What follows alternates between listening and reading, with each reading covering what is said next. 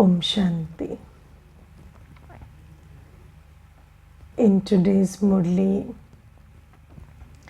Baba is talking about obstacles being the source of power in the slogan.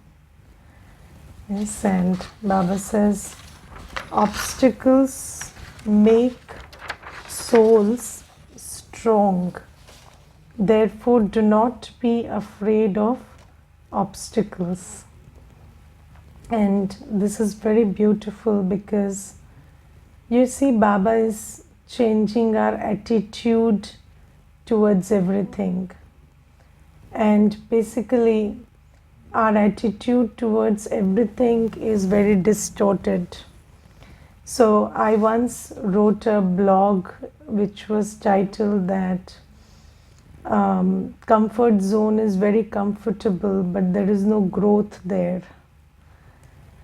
So, you feel very comfortable and you want to be comfortable. You want everything to be the way you plan it, the way you expect it to be. But then how do you grow without any challenges, without any surprises? If there is nothing new that you face, how do you know better than you already know? So anything that is new and is coming across, or you are coming across that is teaching you something new. And I think when we are on the path of self-discovery, so we are all realizing who I really am and how I really belong to Baba. So every new situation also becomes an instrument where you know yourself better. You realize that you have a power or a capacity or a virtue which you were not aware of, and that is quite powerful. And when you apply it, you can still be okay despite the situation. Or you experience Baba's hand, you experience Baba's support in a new way when there is a situation, and that experience is very enriching. So obstacles are a source of power, and in English it is said that when the situation is favorable, you get happiness, but happiness is very transient. And when the situation is unfavorable, you get power, and power is a little long term. So you must aim for power, and of course you don't invite obstacles, so they come, and it is predestined in the drama that everything that comes your way has a reason. But when you look at it that way, so Baba has given this very beautiful knowledge that every scene in the drama is Kalyankari. So when you look at every scene in the drama like it is a good scene and drama is your friend, and when drama is giving you a challenge and you have an attitude that this is something good for me, then you learn and grow in that scene. And I remember that there was this one sister who was sharing very beautifully that once she had done some work, so some literary work she did based on Gyan, and then there was somebody who stole that work and they published it by their own name. So this thing happens in the world also, and it happened to that sister. And then she went to Dadi, Janki Dadiji, and she was very upset about it. And then she told Dadi that, Dadi, you see, this is so unfair and this is so bad, and stealing somebody's work is not right, and I'm really upset about it. And then Dadi told her one beautiful thing: you had a very good bargain in this. So she said, what bargain did I have? I lost the work, they got the name and credit. What bargain did I get? So Dadi said, ये तो बहुत सस्ता सौदा हुआ है ना. And So what is that Sasta Soda? So Dadi said that, see, she got name and fame, or that he or she, I don't really know. So that person got name and fame and credit, but you got power, and you are capable, so you can write another work. But if you can cross this, then you have the ability to cross such a big situation where somebody takes away all your effort and you can still smile. So with this experience, you can go a long way. And how many times can a person steal your work? You are talented, you can do another work. Yes. So this is also something. So this is one example I'm giving you. And then you see, although we listen to Gyan, but if you really see Gyan and the potential of what Gyan is teaching us, or the power of the points of knowledge, can only be realized in difficult situations when you apply them. Yes, so let's take the example that you are never born, you never die. Yes, so a soul is eternal, imperishable, or that a soul is beyond the effect of the pair of opposites, loss and gain, success and failure, fame and deformation. So until and unless you experience deformation, how do you realize that you're beyond deformation? That deformation can do nothing to you. So we keep practicing soul consciousness, but then when you apply it at the right time, you gain an experience and you realize the strength of what Baba has been teaching you. And you actually realize that you are beyond fame and deformation. And about these pair of opposites, it is always said that it is not deformation that affects you, it is fame that affects you first. And then you get caught in deformation. So when you have faced deformation, you can also stay humble during fame, because you understand that they are transient. And sometimes, people will act that fame does not affect me, but it does. And only when you have handled deformation, you really recognize that fame is transient. And then you are not affected by praise or fame or anything.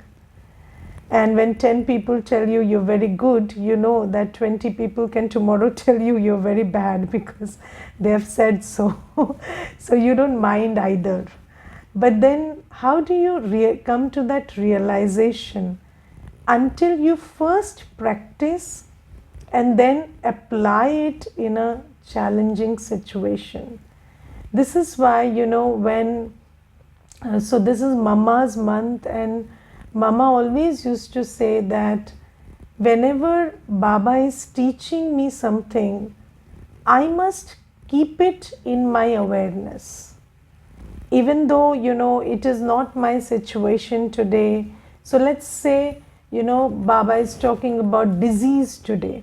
So Baba is talking about how you look at physical illness. So Baba is saying that when a physical illness comes in the body, then you are happy that there is a karmic settlement which is getting settled.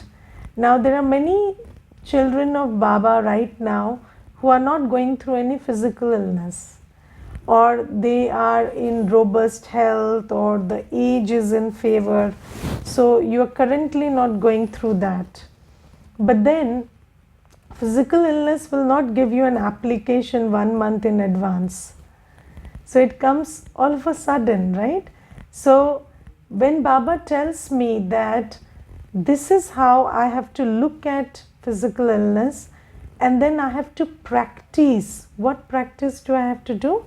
Practice being bodiless. Practice being bodiless.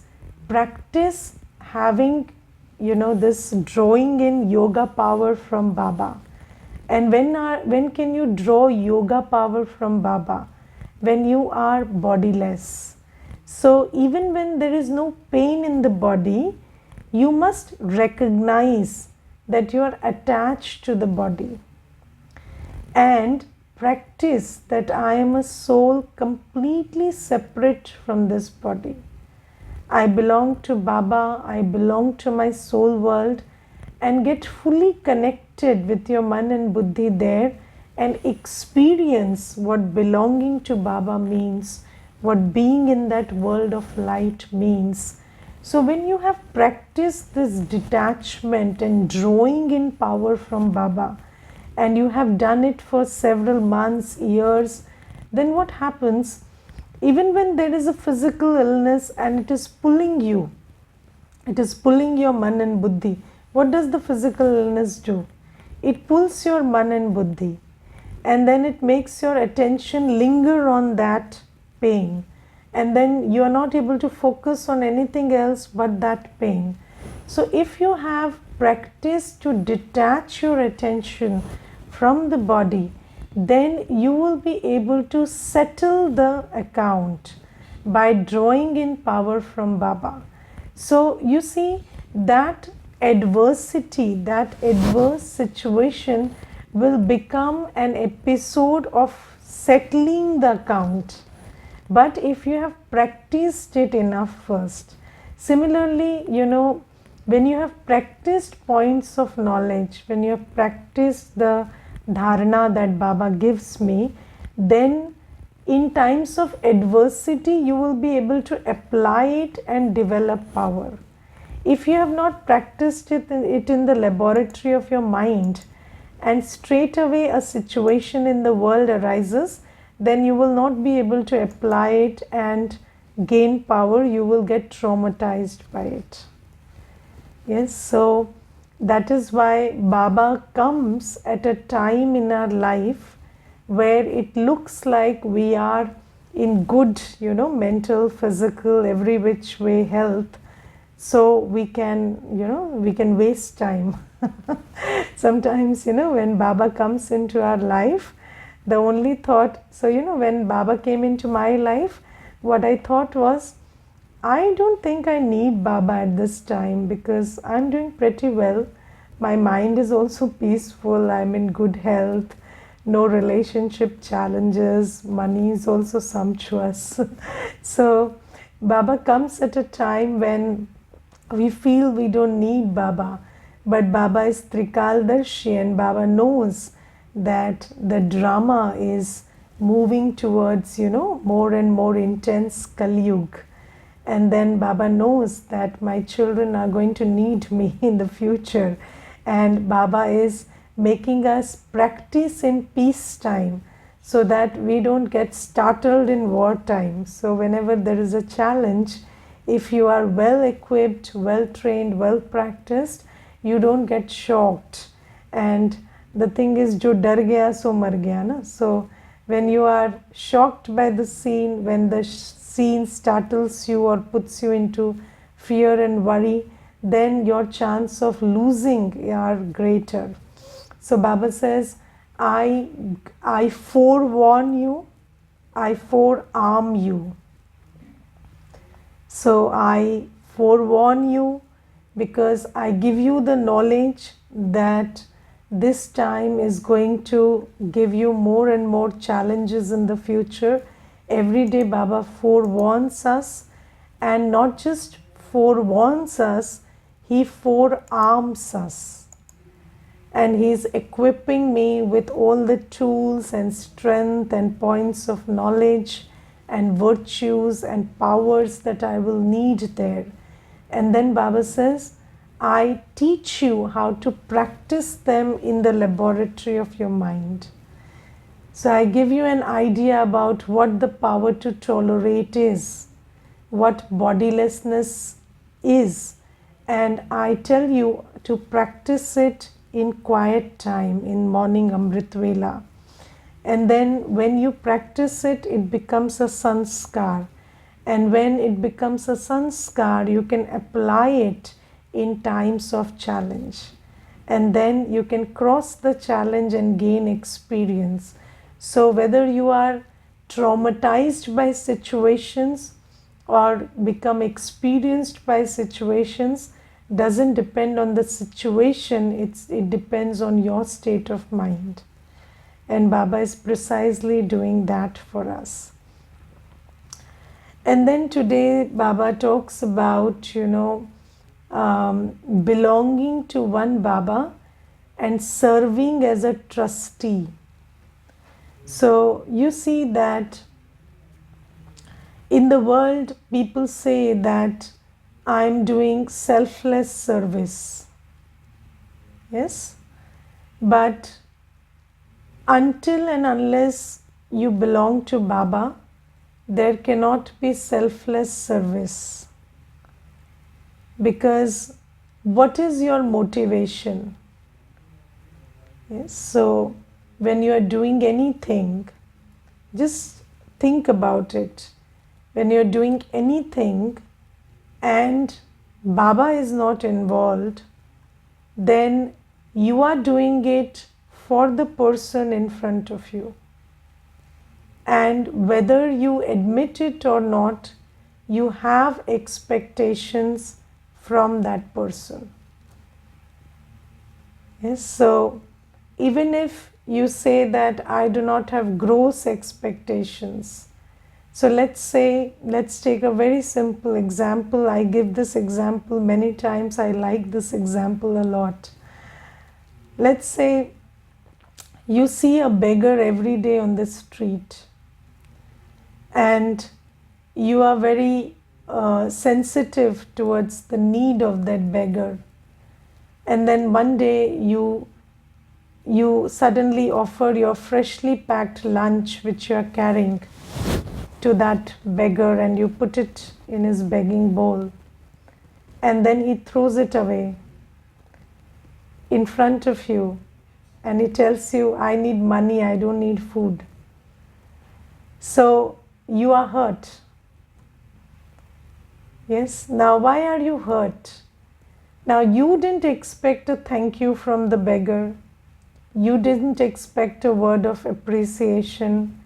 Maybe you will say that you didn't even expect the beggar to bless you or give you good wishes.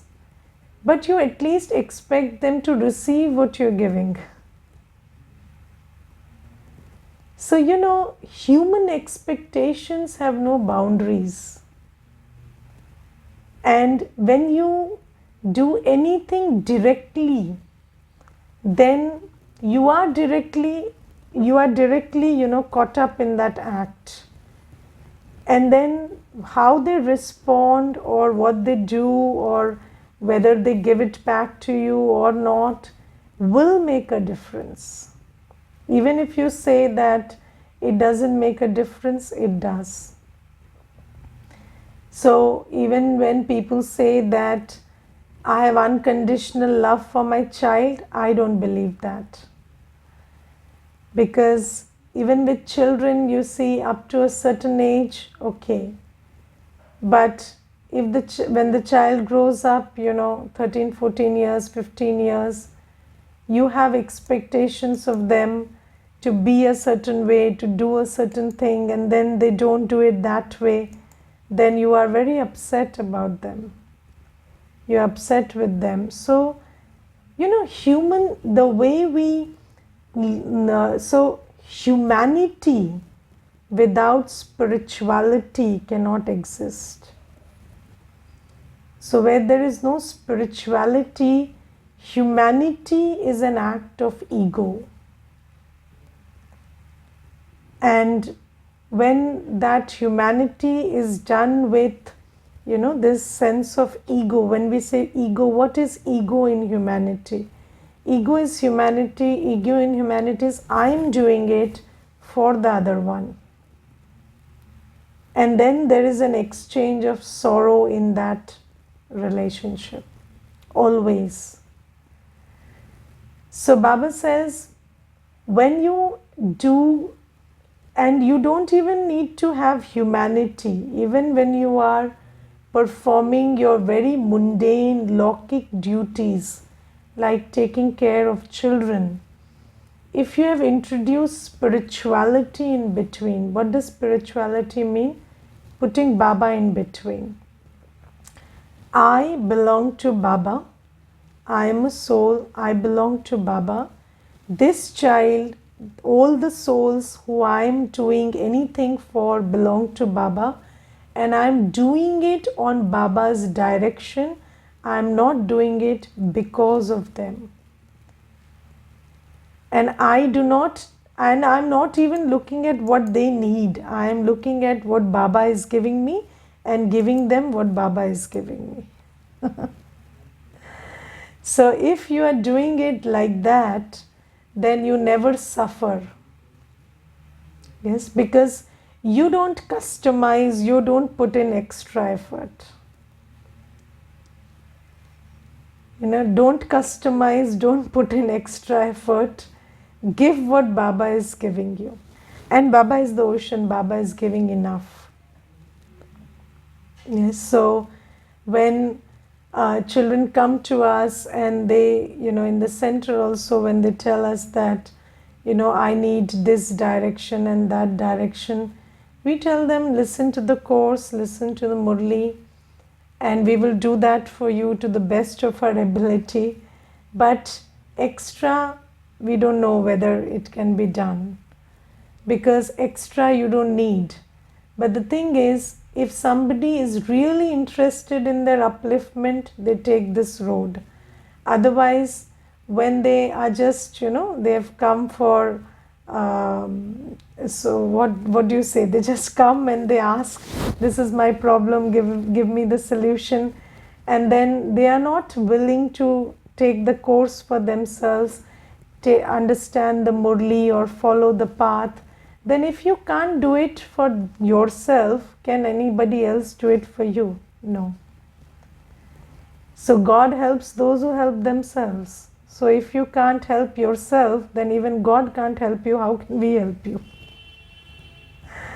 So Baba says, this is how you must always do it on Srimad. So whatever Baba is allowing you, Baba has not allowed us to get personal, to get, go the extra mile. No. Just know that every problem that the other one is facing is also a spiritual problem. And until and unless they take care of their spiritual stage, the one problem will get over, but another will come up. So you give them spiritual sustenance. And yes, when it comes to karmic settlements, like you have children or spouse or other family members, so there is some work also that needs to be done. You have to do something for them. That's okay. But you also understand that that's also Baba's Srimad. Baba has told us that you have to live in the family and settle your karmic accounts. So do everything on Baba's Srimad, and then you will be expectation free and disappointment free. So put Baba in between. And when you don't belong to Baba, when you have not surrendered yourself to Baba, then it will always be a direct transaction. And in that direct transaction, there will be exchange of sorrow, whether you like it, expect it, or don't expect it.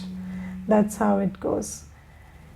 And then today, Baba says that, when you are asking for some direction from Baba. So Baba says, one thing is you follow Srimad, another thing is you keep taking directions also. But when you take directions, then you must give your full account before you ask for directions from Baba. Okay, so I'll give you one example. So there was this one sister, and she came to me and told me that I'm suffering from anxiety. What should I do? So I told her, listen to Murli, do Amrit Vela, remember Baba, all that thing which we share, I told her. Then she would every day come and tell me, I woke up at Amrit Vela also, I listen to Murli also, I'm doing yoga also, but I'm not getting better. I'm not feeling better. So 1 day, 2 days, 7 days it happened. And then I thought, what's wrong with this system is foolproof, it can't go wrong. And then I told her, okay, so you do all of this, and then what do you do in the rest of the time? So, what do you do all day? So she said, I watch Netflix. So, all day? Yes, all day. So, she said, then no amount of Amrit Vela can help you.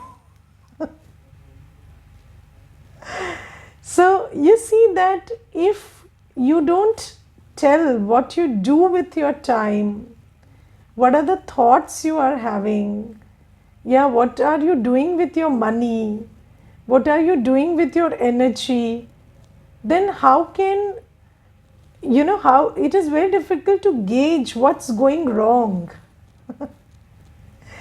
If you don't share what's going wrong, how can Baba tell you how to make it right?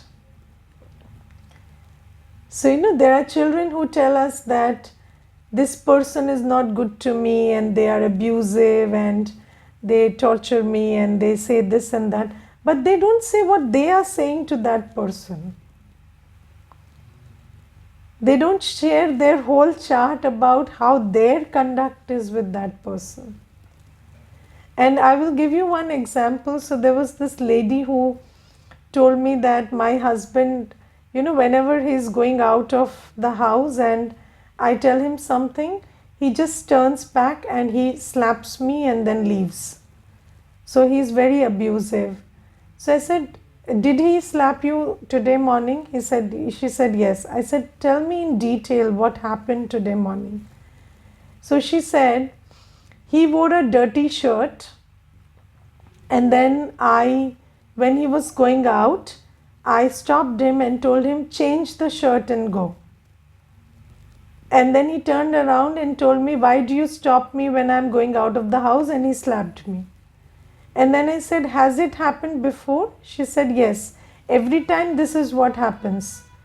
Whenever he's going out, I don't like the way he's dressed. I tell him.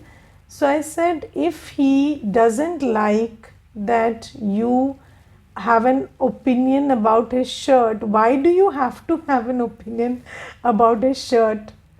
Let him go the way he wants to go. Let him be ill-dressed, bad-dressed, whatever he wants to be. Why do you care? So she said, no, I get very affected if he goes out without being well-dressed. So I said, you have to work on that. You have to work on that. When you realize that somebody doesn't have boundaries and somebody doesn't know how to treat somebody well, or somebody doesn't know how to respect someone else's opinion, then you have to set your own boundary and you have to know that your opinion is not appreciated and you stop giving it. And then she said, no, if I change this, then the whole problem would be solved. But you see, it's not okay if he goes with a wrong shirt put on. So I said, then it is okay, he slaps you, is it? So you see that if you look at the whole, the problems that people are going through, then if they don't tell you the whole story, you don't get to know where the problem really is. So Baba says that you must give your whole chart.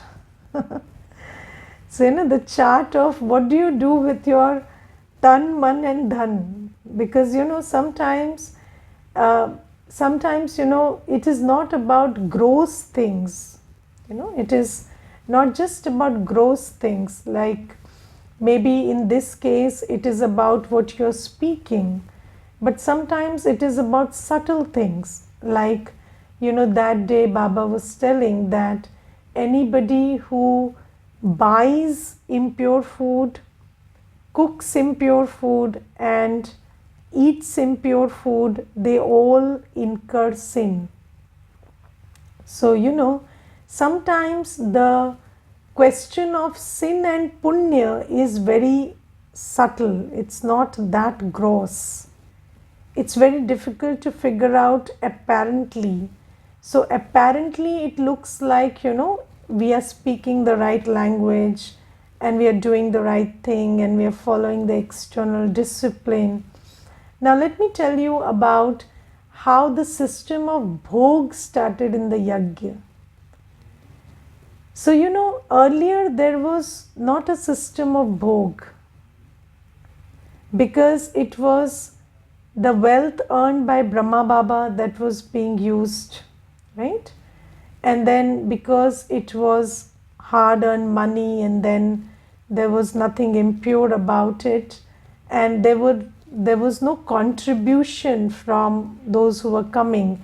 It was Brahma Baba's wealth and that was being used. And then everything was going on well and there was no system of bhog. But then slowly, gradually, everything evolved, and then there was, this system where the beggary part reached and all that Brahma Baba had got over. And then there was this part where children who came from the grihasth, they started contributing something to Yajna Seva. And when that started happening, there was still no system of bhog. And then there started coming up problems. So, some or the other obstacle would come in the yajna. And then Shiv Baba was asked through Sandesh, so what is the reason that, these obstacles are coming up in the yajna? Then Baba said that because you are not offering bhog, so you are consuming everything that's coming directly. So, whatever people are earning through unfair methods is also coming, or not in Karam Yoga, that's also coming. And then until and unless you offer bhog, it cannot be purified. So then Baba said that if you want to purify it, you sacrifice it to Baba first, and then you offer bhog and then consume it. So this is a very subtle karmic law that Baba taught us during that time. So similarly, you see, food also can be the source of problems, or money. So when you are giving your money to somebody who is not following purity in their life, then the burden of their karma is being shared by you, because your money is sustaining them, so their karmic burden comes on to you. So this is also a very subtle karmic law which Baba has told us. So Baba says that there are gross things, when you tell everything to Baba and take directions, then sometimes, the problem is very tiny. Like I told you, just not speaking the right thing at the right time, or speaking the wrong thing at the wrong time.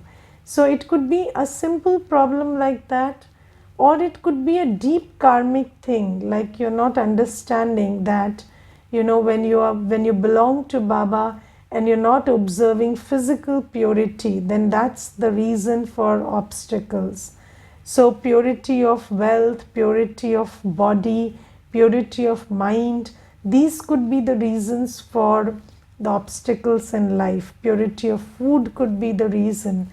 So Baba says, until and unless you share, what is the whole thing about. So, sometimes children will say, we follow all Shrimat. I take pure food, I remain celibate, I do everything. But I don't experience strength. Why? No Amrit Vela. So if no Amrit Vela, how will you get strength? Yes, so that's the time to fill your apron if you're sleeping at that time. So if you tell the whole thing, then the problem can be diagnosed. and then a solution can be given.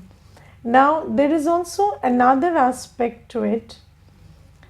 One thing is, sharing everything and finding out what's going wrong. Another thing is taking directions about how to make it right. So you see that if somebody is not open enough to give the chart and take directions, tell everything and take directions, then I don't know whether they would be very honest about following what the directions Baba gives. So this is also there. So if there is no transparency in this, then it is just a fake attempt. So when you say I want to change, it's just a fake attempt. So Baba says one thing is Shrimad. So one thing is, you listen to the Murli and whatever Baba says in the Murli, you do that. Second thing is, we all have an instrument teacher. In your case, it is me. Yes. So we are always given an instrument teacher in the yajna. So when an instrument is given to you, then you submit your chart to that instrument, and then you take directions and improve, and be very honest about your chart. So that is something that one needs to do for improvement. And then today Baba says that people in bhakti, they do bali. So they say hum bali chad rahe hain, we are sacrificing ourselves. And then what they do is they kill their body. Yes. So do you know that these days they only kill goats, but earlier they used to kill their own bodies also, when the bhakti was relatively, more stricter. At that time, there was this well in Kashi, and in that well, people used to, in the name of Shiv Baba, they used to just, take a dive into that well, and there used to be a sword in between, and they used to sacrifice their life in that way. Now that has been banned. So Baba says that is Mahapap. So Baba says if killing someone else's body is a sin, killing your own body is also a sin, and a big sin. And Baba says that's not Bali. But Baba says, but I ask you to give Bali, so I ask you to sacrifice yourself. And how do you sacrifice yourself? By belonging to me. Yes? When you sacrifice all your I and mine, yes, I think so, this is my sanskar. No. You think what Baba thinks. Your sanskar is what Baba's sanskar is. You cannot have a different sanskar from Baba. You cannot have a different thought from Baba's thought. Yes, my idea, my relationship, no. Your all relationships are with Baba.